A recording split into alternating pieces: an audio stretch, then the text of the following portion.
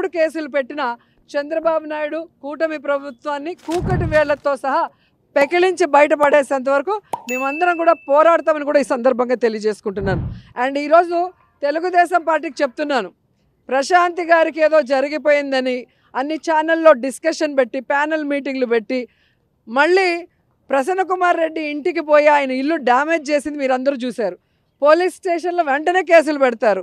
Court కూడా ఏ విధంగా తప్పు పట్టిందో మనం చూసాం. కానీ నా విషయంలో అంత వల్గర్గా మాట్లాడుతుంటే అదే ప్రశాంతి పెంచి పోషిస్తున్న ఆర్పి, అదే వేమిరెడ్డి గారు పెంచి పోషిస్తున్న ఆర్పి అన్ని రకాలుగా మాట్లాడుతుంటే ఎందుకు పోలీసులు కేసు పెట్టట్లేదు, కోర్టులో ఎందుకు సుమోటోగా తీసుకొని అలాంటి వాళ్ళకి బుద్ధి చెప్పట్లేదని నేను అడుగుతున్నాను. ఈరోజు నా నియోజకవర్గంలో భానుప్రకాష్ అనేవాడు తండ్రి పేరు చెప్పుకొని రాజకీయాల్లోకి వచ్చాడు. మేము కష్టపడి పైకి వచ్చిన వాళ్ళు. అలాంటి వాడితో కూడా లోకేష్ గారు నన్ను ఈరోజు మాట్లాడిస్తున్నారు. మరి దీని గురించి ఎందుకు ఏ ఛానల్లో కూడా ప్యానల్ డిస్కషన్ చేయట్లేదు? మేధావులు విశ్లేషకులు ఎందుకు కూర్చోవట్లేదు? అంటే మీ పార్టీలో ఉంటే వాళ్ళు మంచోళ్ళు, పక్క పార్టీలో ఉంటే వాళ్ళు చెడ్డోళ్ళు.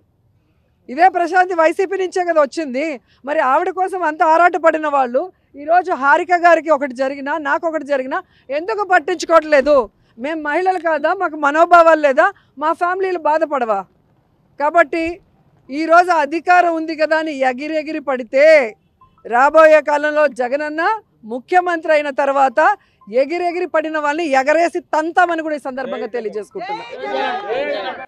మమ్మల్ని విమర్శించే నాయకులకి అందరికీ నేను చెప్తున్నాను, ఈ రోజున ఇలాగే మీరు తీసుకొస్తా ఉండండి. మీరు నిశ్చలంగా ఉండండి, ఏం చేయకుండా. హోం బాధ్యతలు కూడా తీసుకోవాల్సి వస్తే గుర్తుపెట్టుకోండి. అందరూ బాగుండాలని కోరుకుంటాం, అందరూ బాగుండాలని కోరుకుంటాం, అందరూ బాగుండాలని కోరుకుంటాం.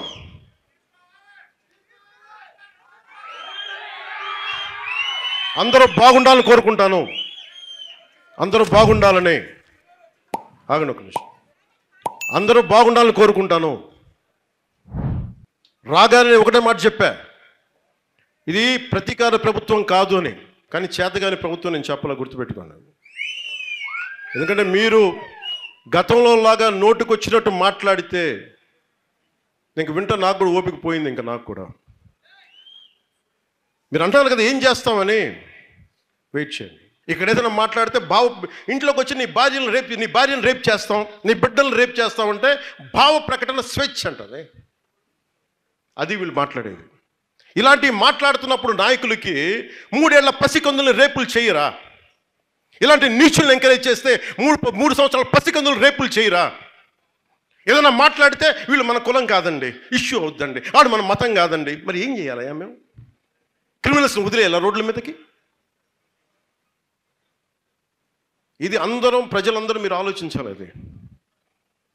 ఇది నాకు జరగవచ్చు, ఇంకొకళ్ళు జరగచ్చు, ఇంకొకటి జరగచ్చు, ఇది మనందరికీ జరిగినట్టే. ఇది ఇంత మాత్రం ధైర్యం లేని కాడికి ఎందుకు పోలీసు ఉండటం? బాధ్యత కదా పోలీసుకి. రాజకీయ నాయకులు ఎమ్మెల్యేలు అందరూ ఉన్నారు దేనికి? ఓట్లు అడగడానికా? బాధ్యతలు నిర్వర్తించడానికి కాదా? ఇది అందరూ ఆలోచించాలి. నేను అడగలేక కాదు, నేను తీసుకోలేక కాదు.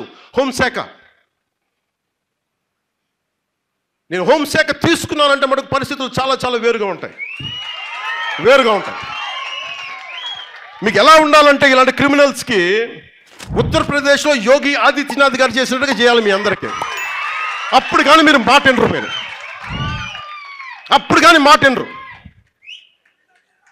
ఇంకా అలాంటి పరిస్థితిని నెట్టేస్తున్నారు మమ్మల్ని అందరినీ. మిమ్మల్ని మీరు కంట్రోల్ చేసుకుంటారా? మీరు ఆలోచించుకోవాలి ప్రతి ఒక్కళ్ళు. డీజీపీ గారు కూడా మీరు ఛార్జ్ తీసుకున్నారు. ప్రజలు మమ్మల్ని తిడుతున్నారు బయటకు వస్తే. ఇంటెలిజెన్స్ అధికారులు కూడా చెప్తున్నాను, మమ్మల్ని తిడుతున్నారు. మేము మీకు వెరీ క్లియర్ కట్ ఇన్స్ట్రక్షన్స్ ఇచ్చాం. ఆడబిడ్డల మాన ప్రాణ సంరక్షణలకి మీరు బాధ్యత తీసుకోవాలని. గత ప్రభుత్వంలో ఉండకూడదని చెప్పాం. ఏదైనా మాట్లాడితే భావ ప్రకటన స్వేచ్ఛ అంటే మీరు గత ప్రభుత్వంలో అధికారులే కదా, ఈ రోజున వేరే వాళ్ళు ఎవరు లేరే. అటు ఇటు మారారు అంతే. పవన్ కళ్యాణ్ అరెస్ట్ చేయడానికి అధికారులకి ముందున్నారు, క్రిమినల్ని అరెస్ట్ చేయడానికి లేరు. భయం. మరి ఆ రోజుల్లో మీరు మరి ఎందుకు ఎలా చేయగలిగారు మీరు? మేము అలా ఉండలేము. ఈరోజు నాకు ముఖ్యమంత్రి పదవి ఉండొచ్చు, లేకపోవచ్చు, నాకు ఇర్రెలవెంట్. నాకు మేము మానవ హక్కుల కోసం ప్రాణాలు కల్పించి ఇచ్చేవాళ్ళం మేము. ఈరోజు పదవి ఉండొచ్చు, పదవి ఉండకపోవచ్చు, ఎమ్మెల్యే అవ్వచ్చు, ఎమ్మెల్యే అవ్వకపోవచ్చు, ఐ డోంట్ కేర్. నాకేంటంటే సమాజంలో బాధ్యత లేకుండా నోటికొచ్చినట్టు వాగుతాం, ప్రతి సొత్తు మా సొంతం, ఇలాంటి వాళ్ళతో పోరాటం చేయడానికే జనసేన పెట్టాను నేను. దశాబ్దంన్నర కూర్చొని ఉన్నాం. తిట్టారు, నీచంగా మాట్లాడారు, చెత్తగా మాట్లాడతారు, ఎక్కడ వెనక్కి తగ్గల. ఈరోజు డిప్యూటీ సీఎం అయితే కొత్తగా శక్తి వస్తుందా? పని చేయడానికి అధికారం ఉంది అంతే, శక్తి ఎప్పుడూ ఉంది, అది ఆ బలం ఎప్పుడూ ఉంది. అది మర్చిపోకండి అందరూ. మీకు ఒకటే చెప్తున్నా, పోలీస్ అధికారులు కూడా నేను సెలవిస్తున్నా, గత ప్రభుత్వంలాగా మీరు అలసత్వంగా ఉండకండి.